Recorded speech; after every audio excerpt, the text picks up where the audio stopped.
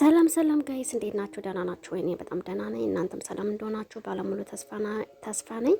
እንግዲህ ዛሬ ማዳሜ የጋበዘችን ስዊት ወይም ጣፋጭ ነገር ብታይ ስፓጌቲ ነው የሚመስለው ወይም ፓስታ ነው የሚመስለው።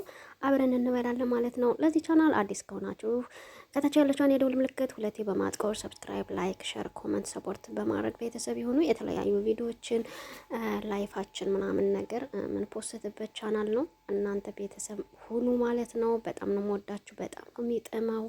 በጣም ነው አሰሪን ማመሰግናት። ምክንያቱም ይሄን የመሰለ ምግብ ስለጋበዘችኝ በሚለው ማለት ነው። እና በጣም ነው ደስ የሚለው እውነት ለመናገር ደስ የሚል ምግብ ነው የጋበዘችኝ ይቺ ማዳምዬ ማለት ነው።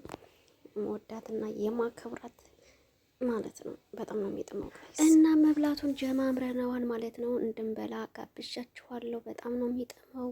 በጣም ይጥማል። ምን እንደሆነ አላውቅም። አሰራሩንም አላየሁትም። ያው ግሬን እንደምታውቁት ተከታታዮቼ ግሬን ከተሰበርኩ 1 አመት ሆነኛል። ቁጭ ብዬ መብላት ነው። ቁጭ ብዬ ስበላ በጣም የሌለው ወፈርኩ ማለት ነው። ምን ልበላችሁ? ለካስ ስራ ጤና ነው። ለካስ የሰውነትም ጤና ነው።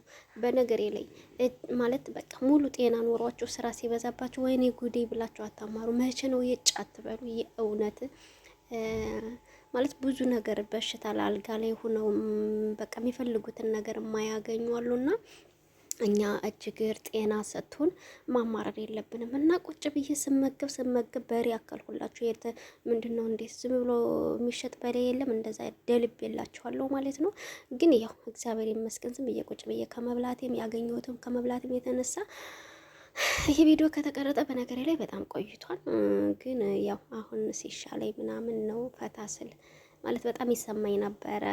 እግሬን ተሰብሬ ቁጭ ባልኩ ሰዓት በጣም ስለሚሰማኝ ቪዲዮዎችን ብዙ ጊዜ አልፖስታቸውም ነበርና አጠራቅሜ ነው አሁን እየፖስተትኩ ያለሁት። ምክንያቱም የዛን ጊዜ ንባ ይቀድመኛል ማለት በቃ ይቀድመኛል፣ ሆዴ ይብሰኛል። ያው ምበላውን የምጠጣውን ባገኝ ቁጭ ብሎ የሰው ቤት ማየት በጣም ከባድ ነው። ግን እግዚአብሔር ከተጨመረበት ደግሞ ሁሉም ነገር መልካም ይሆናል ማለት ነው። ዋናው ነገር ግን በእግዚአብሔር በቃ ማመን ነው። በቃ አላ እግዚአብሔርን በቃ ምን ልበላችሁ፣ እግዚአብሔር በጣም ነው ለኛ የሚያደርግልን። እኛ በቃ ወደ እግዚአብሔር ማንጋጠጥ አለብን ማለት ነው እና ከብዙ ነገራቶች እንዲከላከለን የዳቢሎስ መቀለጃ እንዳንሆን ከእግዚአብሔር ጋር በጣም በቃ ምን ልበላችሁ በቃ ፈጣሪን ማመስገን አለብን። የእውነት ምን በጣም ቃል ያጥረኛል።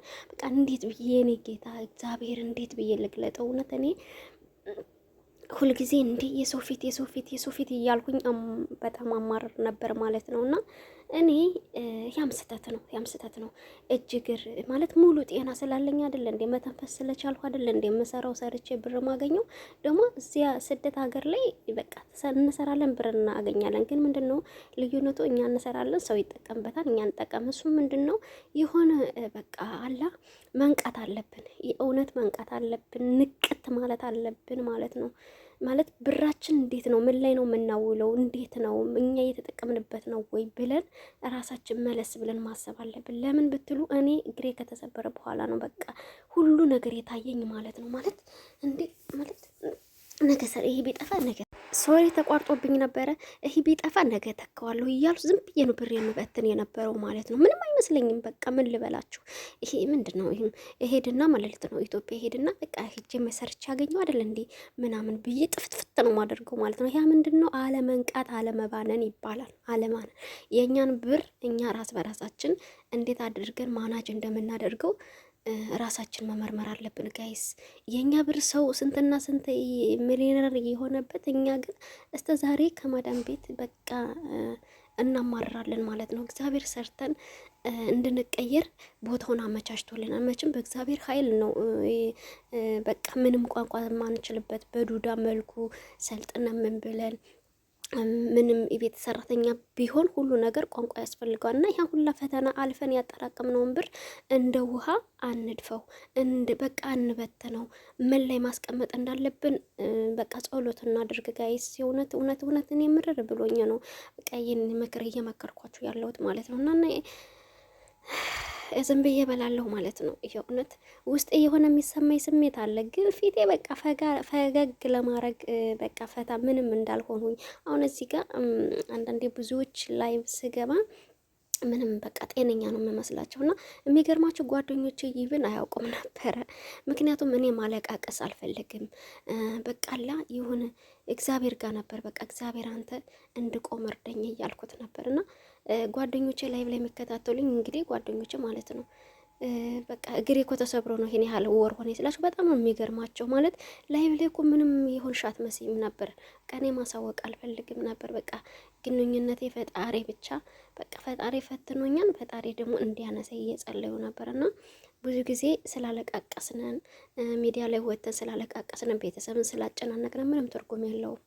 እና ያን በማሰብ እኔ ምንም አይመስለኝም ነበረ ማለት በቃ እና ውዶች እየተቆራረጠ ነበረ። እና ውዶች ምን ለማለት ፈልጌ ነው፣ የኛ ብር ሰዎችን የቤት ባለቤት እያደረገ ነው። እኔ ስንት ሰዎች እየቀየረ ነው፣ ወንድም እህት ወጥ በቃ ምን ይበላችሁ የሚገርማችሁ በነገሬ ላይ እኔ ብር በጣም የብዙ ሰው ህይወት ቀይሯል ማለት ነው። አንደኛ የቤተሰቤ፣ ሁለተኛ ደግሞ በቃ ብቻ እኔ ወዳጅ መስለው ለእኔ መስለው የቀረቡት ሁላ በቃ ተጠቅመውበታል። በዛም ደስተኛ ነኝ። ለምን በጣም ደስተኛ ነኝ? ምክንያቱም የላቸውም አሁን በቃ ትልቅ ደረጃ ምንም ከበፊቱ አንድ ስቴፕ አድገዋል ማለት ነው። ያ ማለት የሆነ እዚህ በላይም ምንድነው በታቹም እሳት ሆኖብኝ ላዩም እሳት ሆኖብኝ እንደገና ጩኸትም አለ። እነዛ አጠራቅሜ ሰውን የቤት ባለቤትና እንዲሁም ቢዝነስ ከፍተውበታም በኔ ብር ማለት ነው። ብቻ እኔን በማታለል ማለት ነው። ይሁን እኔ ጥሩ በመስራቴ በጣም ደስተኛ ነኝ። ምክንያቱም ጤና ካለ ከዛ የበለጠ ብር መስራት እችላለሁ። የሰው ልጅ ዋናው ጤና ነው። ብር ቢጠፋ ሰርተን እንደምናገኘው ወቁ። የእውነት ልንገራችሁ፣ የፈለገ ብር ይጥፋባችሁ፣ የፈለገ ሰው ይካዳችሁ፣ የፈለገ እንዳታለቅሱ፣ ብቻ ለእግዚአብሔር ስጡት። እናንተ ብቻ ግን መለመን ያለባችሁ ፈጣሪ በቃ ጤናችሁን እንዲሰጣችሁ ብቻ ነው ማለት ነው። ጤናችሁን እንዲሰጣችሁ ነው። ጤና ካላችሁ ማለት ነው ለምን 3 አመት 4 አመት 5 አመት አትሰሩም? ያን ብር ማግኘት ትችላላችሁ። የጠፋባችሁን ብለ ፍቅረኛ በላብኝ፣ ቤተሰብ በላብኝ ብላችሁ አታለቃቅሱ ማለት ነው። ምክንያቱም ከማለቃቀስ አንደኛ ማዲያት፣ አንደኛ የውስጥ በሽተኛ በቃ በሽተኛ ነው ምን ሆነው ያ በቃ የሆነ ነገር ሲደርስብን መተው በቃላ ይሄ በቃ የኔ ያላለውን በቃ የኔ ስህተት ነው። ያ ሰው አይደለም በነገሬ ላይ ፍቅረኛችሁም የሚበላባችሁም እንዲሁም ቤተሰብ የሚበላባችሁ በእኛ ነው። እኛንን አንስተን የሰጠናቸው እነሱ ምንም በቃ እኛንን በቃ እኛ አንስተን ሰጠን። እኛ ማገናዘብ መቻል ነበረብን። እኛ ምን ማድረግ እንዳለብን ማገናዘብ ማናጅ ማድረግ ማሰብ አለብን እና ሁሉም ነገር የኛ ጥፋት ነው። ስለዚህ ሰውን ተነስተን ይሄን በላብኝ ይሄን አረገብኝ ብላችሁ አታለቃቅሱ። ራሳችሁን ጠንካራ አድርጋችሁ ወደፊት መሄድ ነው። ወደፊት የሚያዋጣው ወደፊት መሄድ እንጂ በቃ ሰው ብሎ የሆነ በቃ ሙድ ነው የሚይዝባችሁ። ሙድ የቡና መጠጫ ነው የሚያደርጋችሁ። እንደዛ ከምትሆኑ በቃ እግዚአብሔር ጋር እየተነጋግራችሁ በቃ ሰርች ያገኘዋለሁ ብላችሁ ራሳችሁን ማሳመን ነው። ግን ከዛ ትምህርት መውሰድ ነው ማለት ነው። እኔ አሁን እግሬ ስለተሰበረ በጣም ብዙ ነገር 2017 በጣም ብዙ ነገሮችን ማገናዘብ ችያለሁ። እግዚአብሔር ይመስገን። የእውነት እግሬ የተሰበረው ለምክንያት ይሆናል እና እንድጠነክርና ጠንካራና ይሁን በቃ ጅግና እንዲሆን ነው እያደረገኝ ማለት ነው። እና እግዚአብሔር ይመስገን አሁን ላይ ቁሜ ከ1 አመት በኋላ ቁሜ በቃ ተመስገን ነው።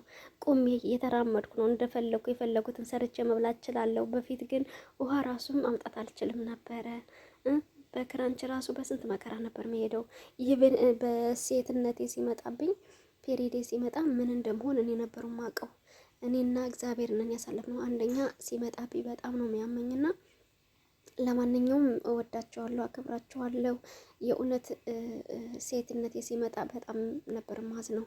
አንደኛ ያመኛል፣ ከዛ ደግሞ ለመቀየር አይመችም ነበርና ሁሉም ነገር አሳልፌዋለሁ። እግዚአብሔር ይመስገን። አሁን እንደ ታሪክ አልፏን እያወራሁት ነው እና ምን ለማለት ፈልጌ ነው ያው እንደዚህ ዝብጥብጥ ያልኩት ወፍር ያልኩት ስለማልንቀሳቀስ ነው ማለት ነው። አስተካክላለሁ። መልካም ጊዜ ይሁንላችሁ። ወዳችኋለሁ፣ አክብራችኋለሁ። ባይ ባይ።